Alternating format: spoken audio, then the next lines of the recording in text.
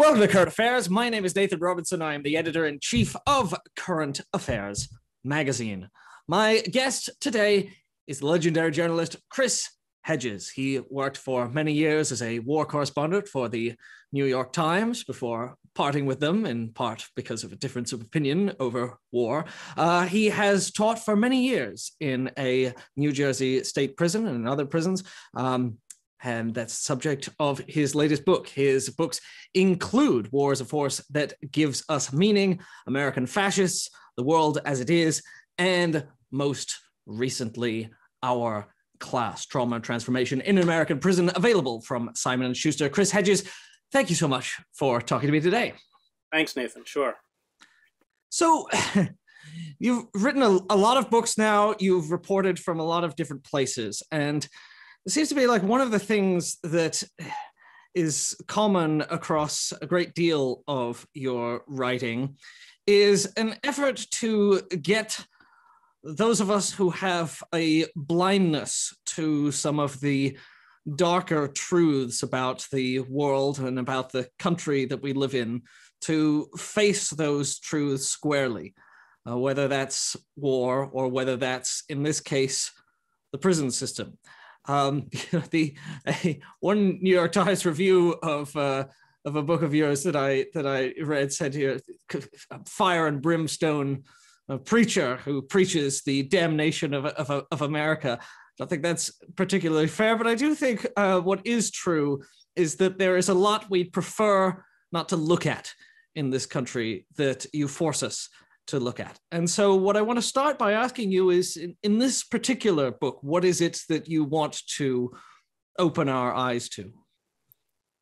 I suppose at its core, the evil of white supremacy. Now, I spent 20 years overseas on the outer reaches of empire, and the viciousness of empire is the external expression of white supremacy. And that internal expression of white supremacy, as you correctly pointed out, is masked, hidden, in the same way that the crimes of empire are hidden. So there is a kind of continuity to my work, and it's fed by the same understanding of the evils of poison, of nationalism, of self-exaltation, and of ignorance, which, as James Baldwin points out, many white Americans confuse for innocence. So yes, I would say that you're right, that is probably the core characteristic of my reporting, because I volunteered to go into places like Sarajevo. I remember when I told the executive editor of the New York Times, I was currently the Middle East bureau chief for the New York Times, that I wanted to cover the war in the former Yugoslavia, which meant going to Sarajevo when it was being shelled with hundreds of artillery pieces and 90 millimeter tank rounds and Katyusha rockets, a constant sniper fire. He said, the line starts and ends with you. And he was happy I went, but it wasn't a huge selection process. So I purposely put myself in those kinds of places to expose this reality, which both the empire externally and the empire internally works so hard to hide. That's right. And it seems to me like when you write about war, you write about how we tell ourselves stories of our own goodness and the justice of our cause, but then beneath that, what is actually happening beneath the surface on the ground is horrific violence against actual human beings that we don't see as human beings, who have lost their human properties. And in the internal case here with the prison system, something rather similar is going on. We think of ourselves as being in a war against crime and stopping a class of people who are the criminal class. But when you actually go beneath the stories that we tell ourselves, you see once again a set of human beings, the human beings you write about in your book, that are, full three-dimensional people who are the victims of those who tell themselves these stories. yeah, there's a process of dehumanization, both in terms of war and in terms of relegating people, mostly poor people of color, to this criminal caste system, which exists even, of course, when they're released. All of the impediments and barriers that are placed in front of people who get out of prison make it almost impossible for them to re-enter the society in any meaningful way. They can't often get employment because of their record. They are denied public assistance, public housing. There are hundreds of jobs. Basically, any job that requires a license, even hairdressing, you can't get if you have a felony record. And then if they're picked back up, because especially when they're on probation, they can be tossed back in for very trivial offenses. And that's why we have, within 5 years, a 76% recidivism rate. The size of our prison population is not accidental. We have 25% of the world's prison population. We're less than 5% of the world's population itself. 94% in the prison never get a jury trial. They're coerced, and I don't use that word lightly. That's what happens. They're coerced into taking a plea deal. And one of the kind of dark ironies is that the students that I teach in the prison with the longest prison sentences are the ones who went to trial, and they usually went to trial because they didn't commit the crime. But you stack all sorts of charges. The police and the prosecutors know that many of the charges are bogus. They didn't actually commit them, but then you use them as bartering chips. A kidnapping is a big one they'll put you on because that's 25 years. Just as you see I of course spent a lot of time in places like Gaza, you see that demonization of Muslims. You have that same kind of demonization of poor people of color. And just one other point, there is a kind of dark logic to the prison, the carceral state that we have created, because with neoliberalism and deindustrialization, you've turned these urban enclaves into wastelands, places like Camden and Detroit and everywhere else. And you've ruptured, this is what Emil Durkheim writes about, these social bonds that knit you to a society, and that is work, that is a sense of place, a sense of meaning, a sense of stability, a sense of worth. All of these are broken. So with the rupturing of those social bonds, you create militarized police, in essence, internal armies of occupation, and a massive prison system as the primary forms of social control. So it's not accidental that police have been militarized, and it's not accidental that we have 25% of the world's prison population. Those is how the state has reacted to stripping a segment of the population of any place within the society, what Marx calls surplus labor, and kind of casting them aside as human refuse. That dark irony that you noted about the innocent. So it's commonly called the trial penalty, which is if you go to trial and you get found guilty, you get a much longer sentence than if you take a plea deal, which, as you point out, means that if you consider the person who is innocent is the most likely to insist and demand upon a trial, and so they're the most so they're going to be the ones who get that horrible penalty. You have when we think about what it's like to be an innocent person cast. Watch all these people who have in fact committed the crimes getting out, and you, the innocent person who insisted on the truth, be punished for it. You have, I think, someone in one of your classes who wrote "I am innocent" every time on the assignments where they turn them in, because it's just so you're so firmly insistent on this truth that no one will acknowledge. But it's also the case, I think people can muster their sympathies for the innocent more easily than they can muster their sympathies for people who are guilty. And I think one of the important things is that we also need to understand that even people who are not innocent, who did commit the crime, are also human beings. They're often complicated human beings. They're often a mixture of good and bad qualities. But you say in the book that you met in all your time teaching in prisons, you've met maybe a couple of people you'd classify as genuine psychopaths, and everyone else is a multi-dimensional human being. Well, even the psychopaths are multidimensional. That's true. That's true. Sorry. Yeah. Quite complex. The ones I've taught are often brilliant, Mm, creepy, but brilliant. mm, Yeah, I mean, when you live in that culture, I mean, again, I spent 20 years in war around a lot of violence. There's a story I relate in the book. When I helped them write a play that is eventually put on mounted by the theater in Trenton and then eventually published, which is that's kind of conceit of the book. The mhm, process of writing that play exposes, because they write about their own lives, exposes what they've been through, what their families have been through, both inside and outside prison. But in the course of that, there's a prison code, and again, the code is honored more in the breach than the observance. That's what's kind of interesting. And as they're writing the play, a guy comes into the prison for the murder of the brother of one of the people in the prison, and the code says you have to kill them.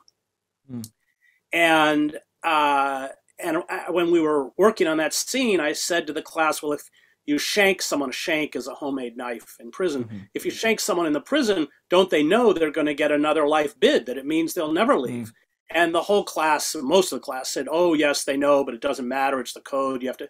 And at the end of the class, one of the students stopped me and said, I shanked someone in a youth correctional facility, Wagner, where I used to teach, and I killed him. I didn't think about any of that. I was mm, so enraged mm, that I was just overpowered by my rage.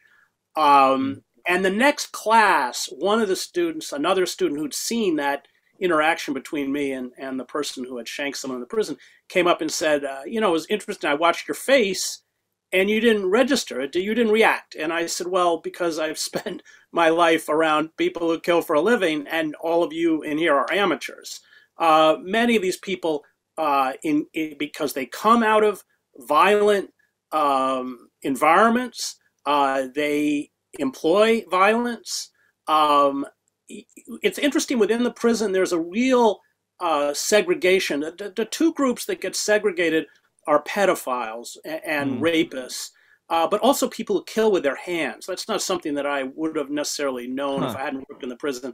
Touching the body is, either in the case of killing them or afterwards, is considered really creepy, and you're kind of pushed out of the prison Mm, society. I mean, most of these people have high-powered weapons, especially if they're dealing drugs. And it's not to shoot police. It's because there's a whole subset within those communities that prey on drug dealers because they have money and they have drugs. I was explaining to some of my students about being in firefights when I covered the war in El Salvador with Salvadoran soldiers who really didn't want to get killed, and they would just take their M16 and up over their heads and spray mm, anywhere. And somebody said, "Oh yeah, well that's just like a drive-by." mm, So uh, oftentimes I have, obviously I teach in a maximum security prison, so a pretty significant segment of my students are in there for murder. But it is they're not murderers. They're not killers. There are killers yeah. in prison. I'm not romantic about it, and I've taught some of them, and you don't want them walking the streets. But that usually is a mental health issue. Hmm. Uh, but it's more the the environment in which they have easy access to weapons, and everyone has weapons. It is the kind of rage and frustration. It's the expression of.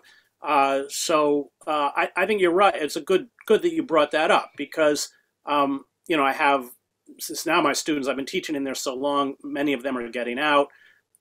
Several of them are working as community organizers. They graduated summa cum laude from Rutgers. But yes, they committed the crime, and they're not.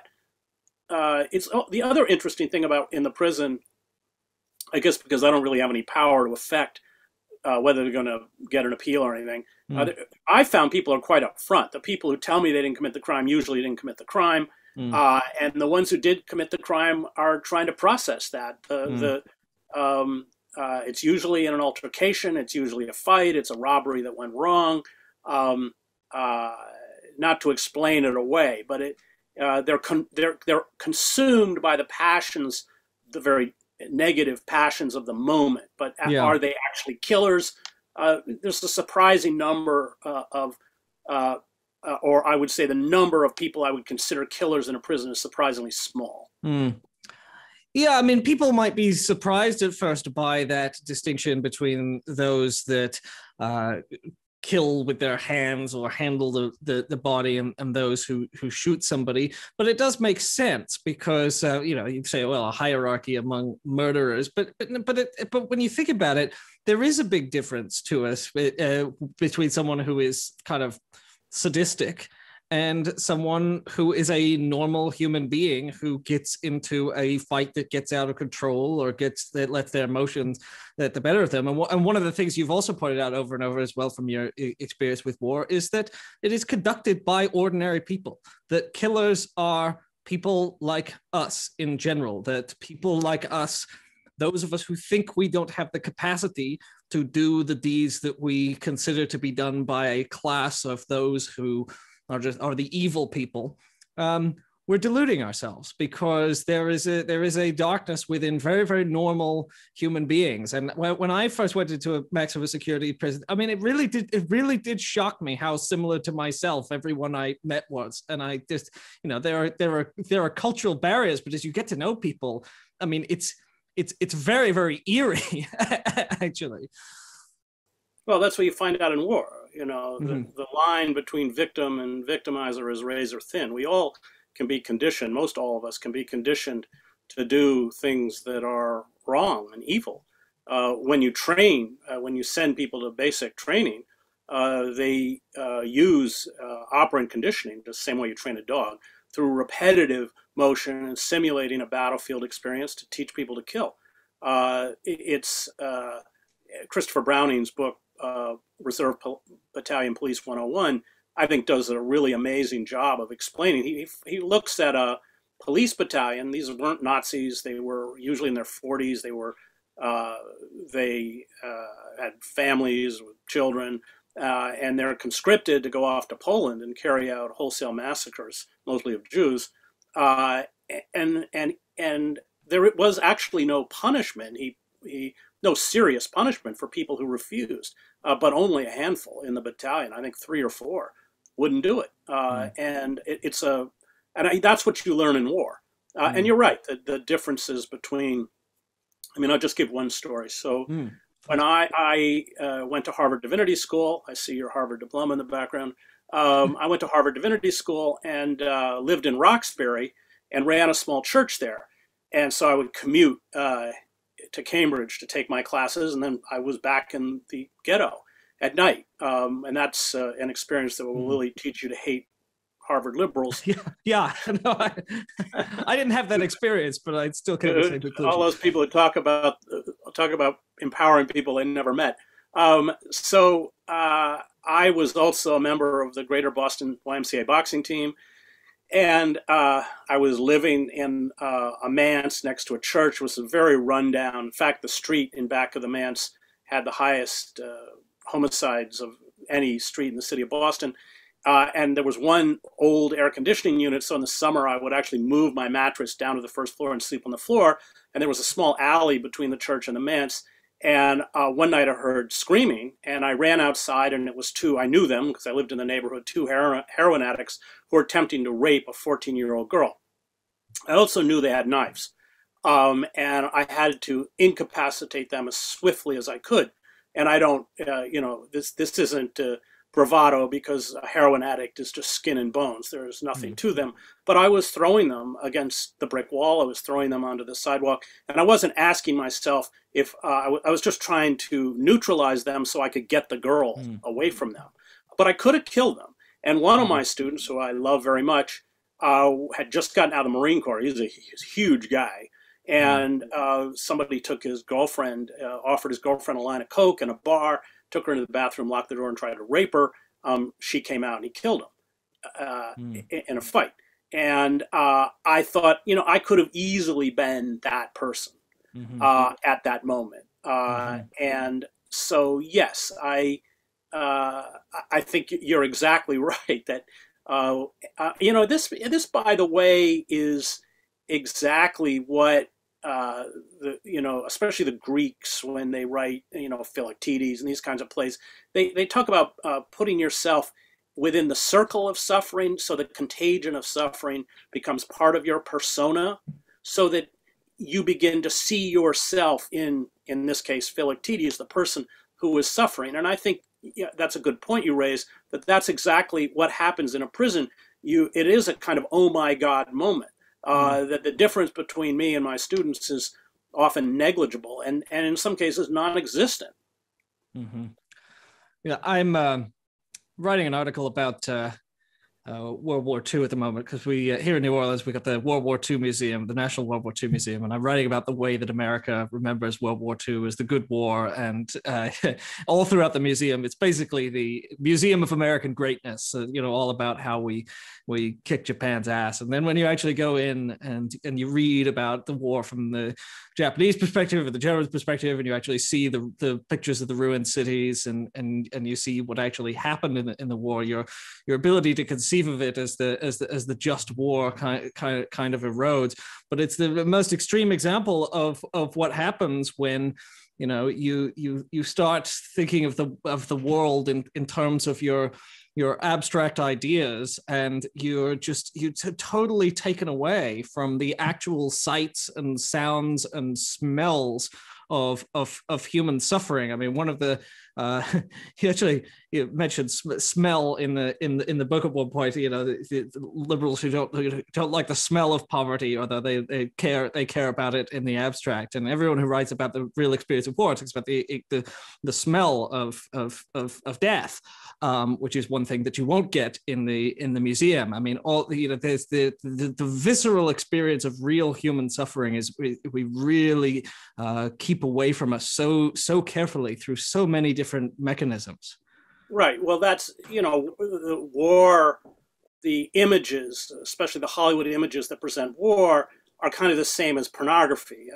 It's the pornography of violence. So you're right that all of the actual forces that overpower you in the middle of combat, not just smell, but noise and fear.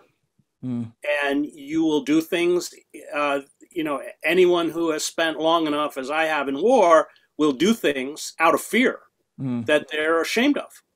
And I write in my first book about being in the Sudan with a very close friend of mine. Tony Horowitz was working for the Wall Street Journal at the time and went on to become a very good writer.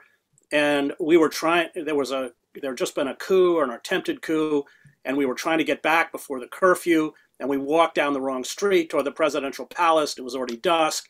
And I heard the soldiers flick the safeties off their automatic weapons. And Tony was a couple spaces. I didn't actually name him in the book. He's died, so I guess I'll say it now. Tony was a couple spaces in front of me, and I unthinkingly stepped right in back of him so that the bullets would go through him first. Courage is not a constant. Yeah. And so all of the actual sights, sounds, and emotions, including the adrenaline rushes. I mean, war landscapes are hallucinogenic in a sense of what huge shells, I certainly saw this in Sarajevo, will do to human bodies, severing them in half. I mean, you almost can't absorb it. Even now, years later, I look back and I wonder, did I really see that? Question what you actually experienced, because it's so abnormal. And so, I mean, that's, and you can perpetuate the myth of war very easily when you drain all of those realities from it. My uncle fought in the South Pacific. Most of my father was a veteran, was in North Africa. Most of my uncles fought in the war. But I had one uncle in the South Pacific. They didn't take any prisoners. I mean, it's part of the reason why we don't do a lot of films.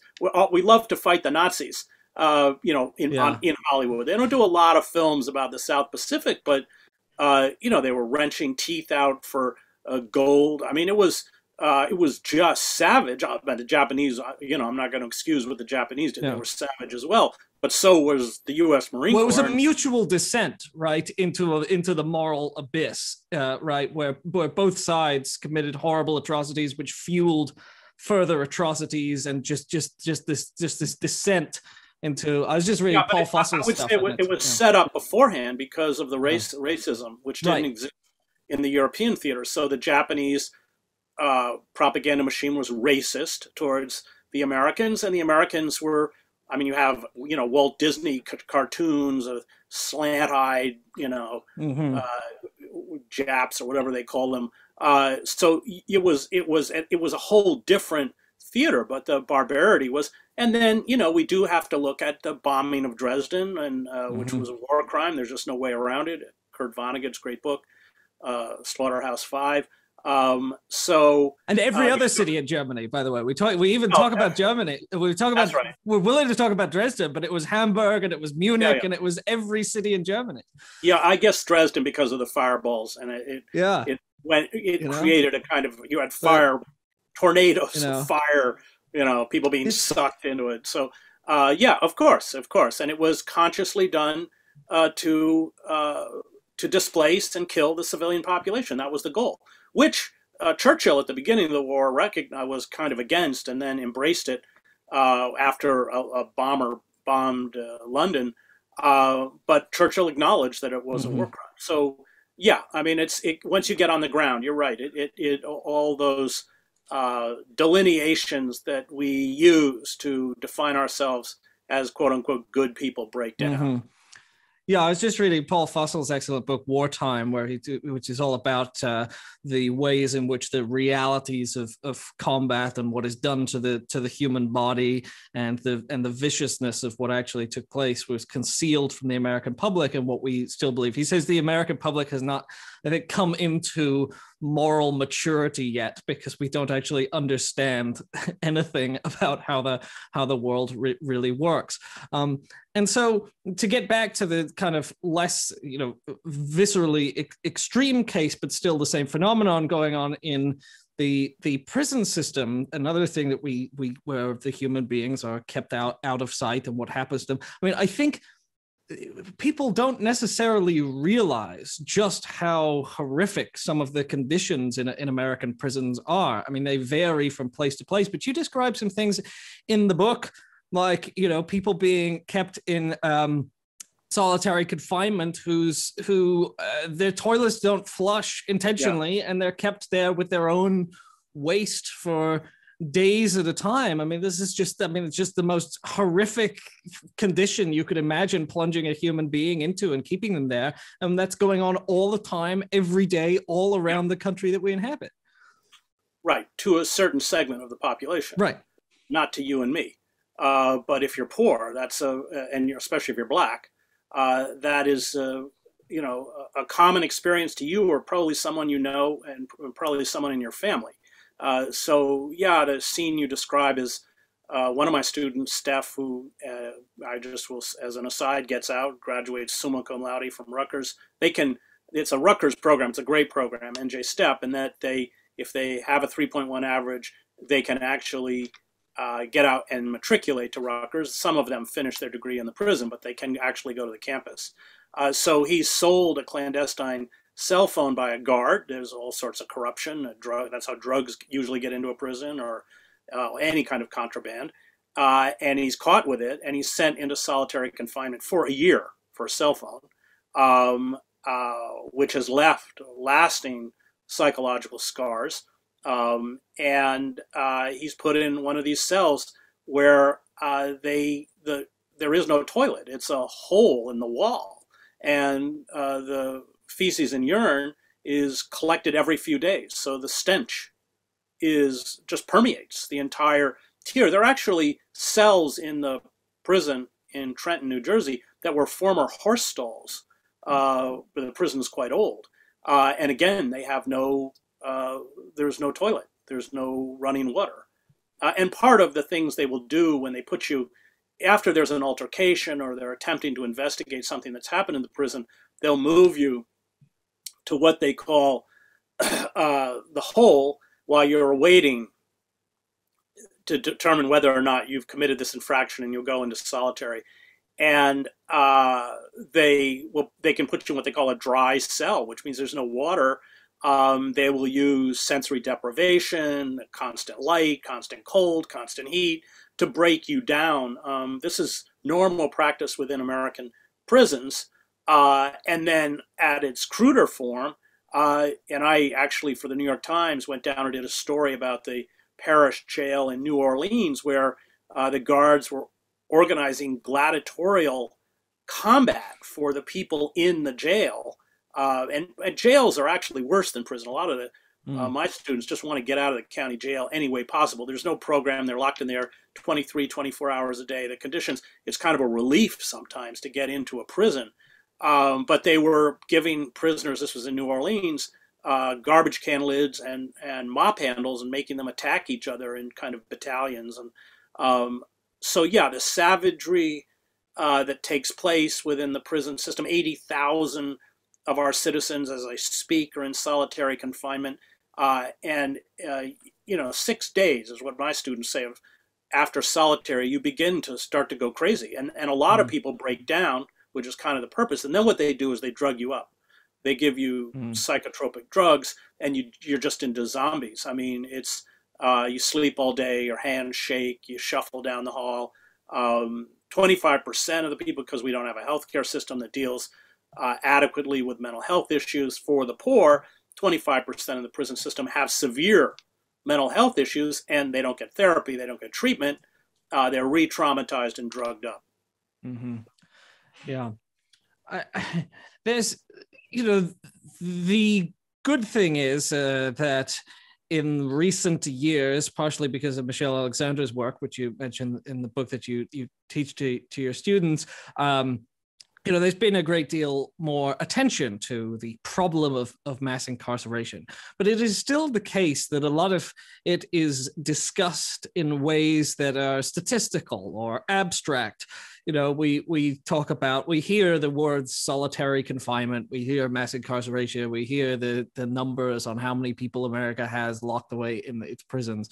But the visceral first-person reality of life in an American prison is, I think that, one of the services that your book does, it really opens this institution up for inspection. And, you've got scenes in here that I'm never going to forget. I mean, the whole thing with the communication through the toilet bowl phone that you describe at some length. I mean, when you actually start hearing about what life is actually really like, and how people improvise, how ordinary people improvise under incredibly trying conditions of deprivation, you really begin to empathize more. Yeah, well, that's why I wrote it, and I think there are some very good books on the carceral system, but you're right. And Michelle Alexander writes more about the legal. I think it's a great book, but it's more about the breakdown of the legal system, where these people railroaded into the prison system without getting any kind of adequate judicial representation. And then we also have to acknowledge, courtesy of Bill Clinton and Joe Biden, that sentences are disproportionate to what they are anywhere else in the world. I always tell my students, I ask them, guess how many years Gabriel Princip got for assassinating the heir to the Austro-Hungarian throne and his wife, Sophie. 20. I got people who are serving life, and they've never been charged with a violent crime. So the sentences themselves are so draconian. I mean, I have one student, brilliant student. He was in for, I think, 26 years. He gets out, and because they've just turned them into warehouses, they're not getting any training. The college programs is not funded by the state; it's funded by foundations, and it's driven out of it's based at Rutgers. So he gets out. He has no vocational skills. His partner gets pregnant. They have a child that is born premature at 23 months. He's on oxygen 24 hours a day. He doesn't have any money. He can't pay the medical bills.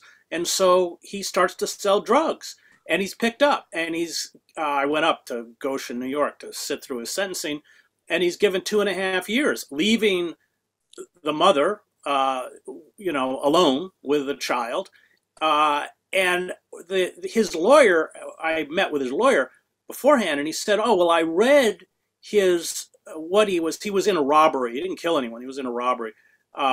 I read what he was in prison for in New Jersey. In New York State, he would have gotten 3 or 4 years." So it's also this disparity. There's no rhyme or reason to the sentences. Mm, And then of course you've got the three strikes you're out laws. Kevin mm. Sharp, who's now Leonard Peltier's lawyer, was a federal judge. He kind of quit because he said, "I'm sending people to life for prison who shouldn't go for life." I mean, the whole system. I mean, they say the system doesn't work. Unfortunately, the system works exactly as it is designed to work. And it's now become a multi-billion-dollar a year industry, not because of private prisons. There are private prisons. ICE uses a lot of them. But because everything in the prison has become privatized. The food service, Aramark, and you have all cases of food poisoning in a Florida prison. The description of that of some of the food services is really vivid and horrifying. Global Tel-Link, the commissary, everything is designed to make money, fleecing the most vulnerable, which is the people who are incarcerated and their families. And I will just add that they get fined. They get thousands of dollars of fines when they're sentenced, which they can't pay off when they're earning $28 a month. And so they get out owing fines. If they can't get a job and pay it back, there's a warrant out and they'll go back in. Well, I think the most disturbing example of this from your book was it. Am I right that they charge you if you want to go the funeral of a loved one who dies, you have to pay for the cost of the guards to escort you there? Yeah, it's overtime, so it's hundreds of dollars. It can be $1,000+ which is, and you get 15 minutes, and you're shackled, and you can't be with any of your family. You're only alone in the funeral parlor with the corpse for 15 minutes. That's it. And then they haul you out. And that's why many of them don't go, because it's suddenly they're $1,000 worth, $1,000 more in debt. To the funeral of a parent or child. Well, you can only get out. Yeah. It has to be immediate family. You can't get out for anyone else. It has to be your immediate family. It's the only way you can. There's such pointless cruelty and something where it's clearly purely poverty keeps you from getting that tiny little privilege of 15 minutes with someone who's passed.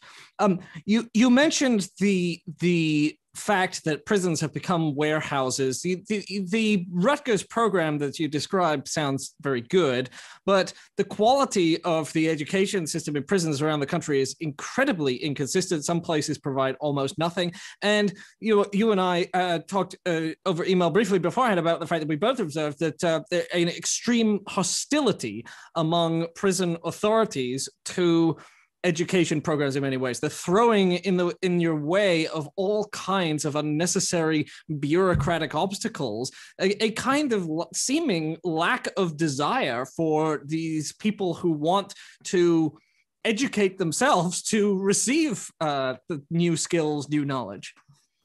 Yeah, that was especially true when we began. I mean, some of the corrections officers could be pretty unpleasant. And it was like, they were poking a stick at you, because if you react, you're treated in many ways like a prisoner. If you react, you get angry at the guard, you're out. You'll never come back in.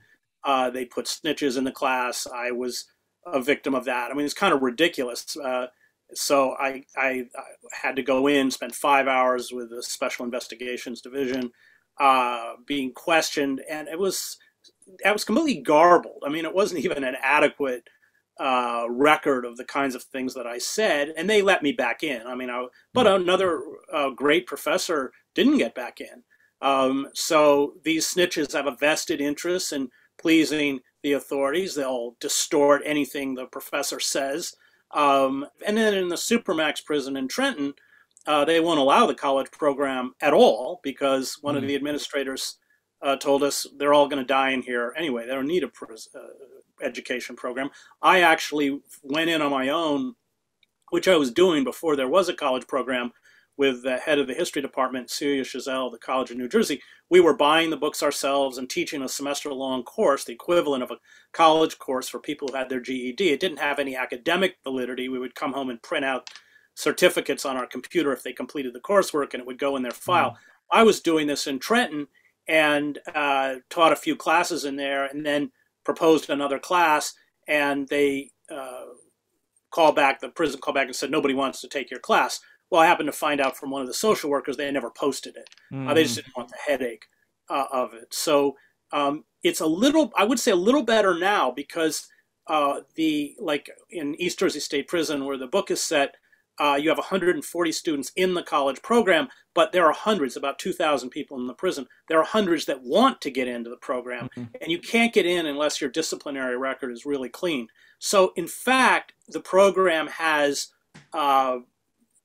created an environment where people are rigorously, those who want to get into the program, rigorously obeying the very military-like draconian rules of the prison to get in, and that has reduced a lot of incidents within the prison. So it's a little better now, not because they love the program, but because of that residual effect. And then we should also add that most of the people who work in the prisons who are vets, a lot of them spent a lot of time in Iraq and Afghanistan, they don't have college degrees. And nobody's offered them college degrees, free college education. So there is a kind of understandable hostility on their part as to why do these people get it and nobody ever offered it to us.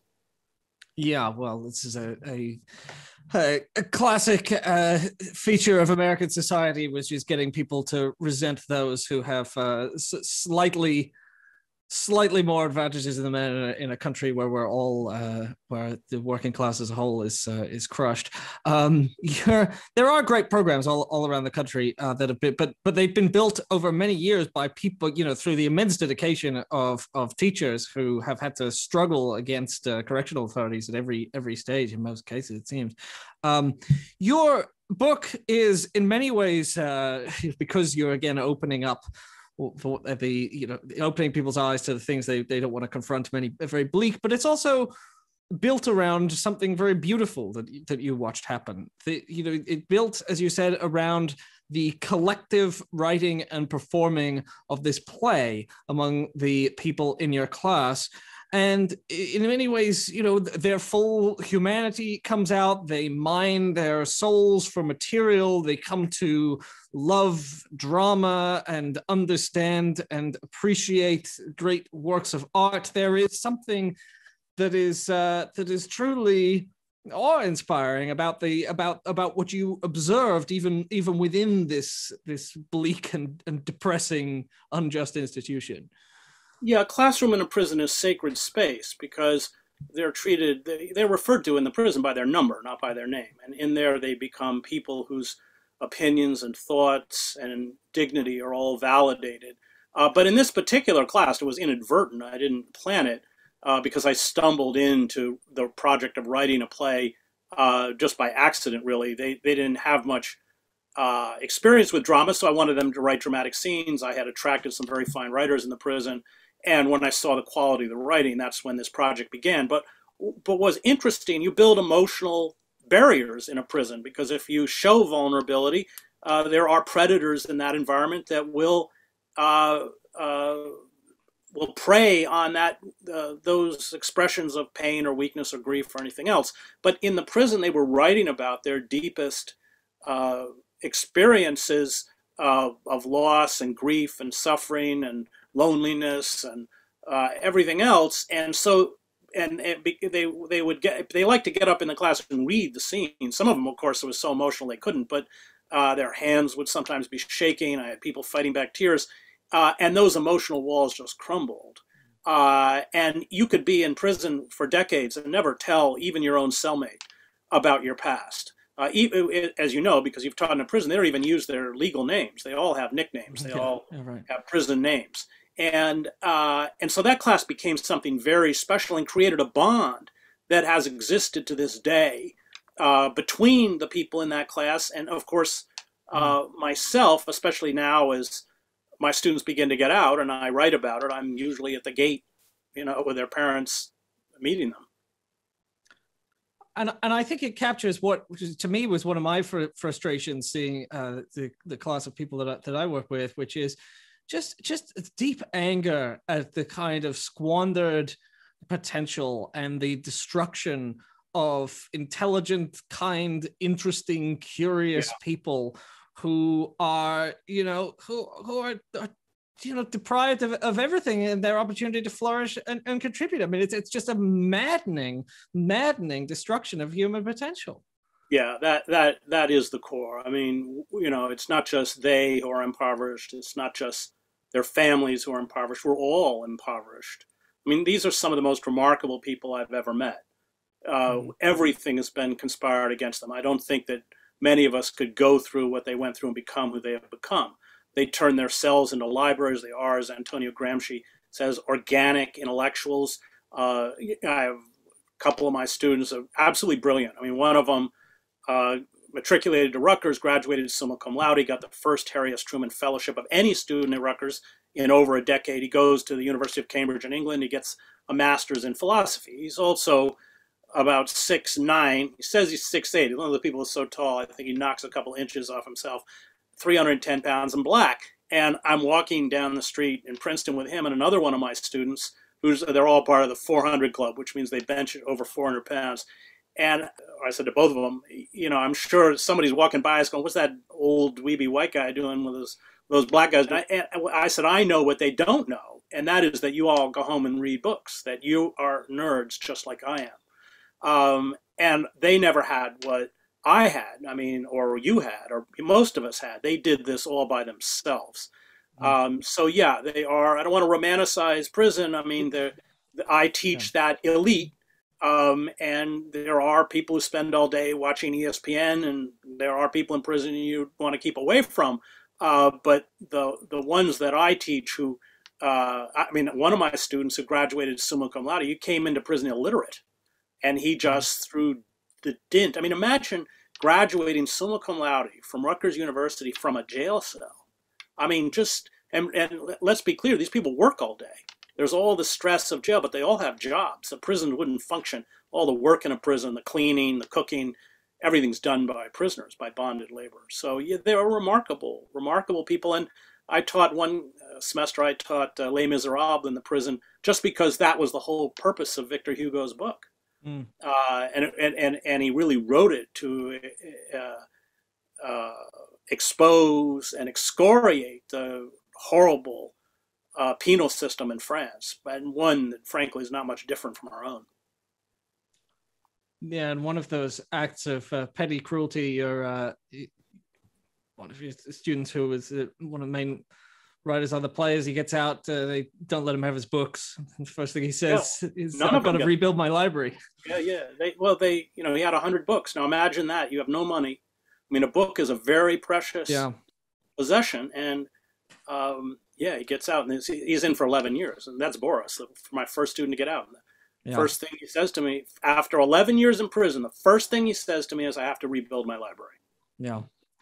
Well, the book, Our Class, Trauma Transformation in an American Prison, will make you angry, but it will also inspire. And people, of course, should also not only pick up your book, but pick up the play that was written, which has been published, which is Caged, available from Haymarket Books by the New Jersey Prison Theatre Cooperative. Chris Hedges, thank you so much for talking to me today. Yeah, thank you, Nathan.